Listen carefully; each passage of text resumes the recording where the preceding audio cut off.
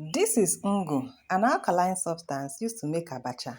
I mean, that substance you normally pour into your oil that curdles it. It is gotten from the palm tree. After you've harvested your palm fruit, you're going to debunch it and separate the fruits from the thorns. These thorns, this is what it looks like after you've removed the palm fruits. You're going to dry it and let under the sun for some days to dry properly so that it can catch fire very easily. Pour this on a clean slate. I use a roofing sheet. It's best to do this during the dry season because it can easily catch fire. And at this point, you're not expected to light this with either fuel or kerosene. So you get a stick, light it separately, then put it under the palm thorns, or I don't know what it's called. Just put it there and allow it to catch fire.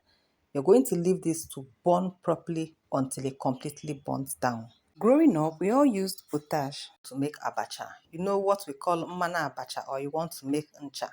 When you pour that thing into your oil, it curdles it, turns it a bit orange before you can now make your abacha, your nkwobi, your Isiewu, and the rest of it. Along the line, we are advised to stop using that as it can affect our livers negatively and some other body organs. It can affect it negatively. And here is a better alternative.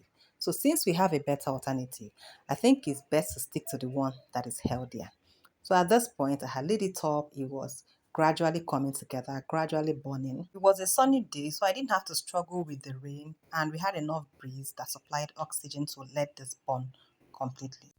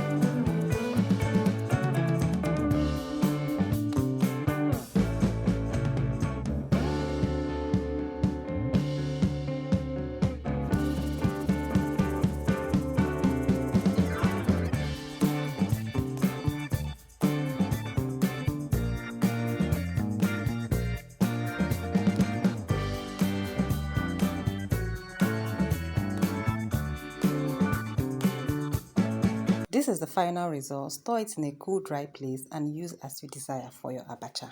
Don't forget to like, comment, ask your questions, and also subscribe.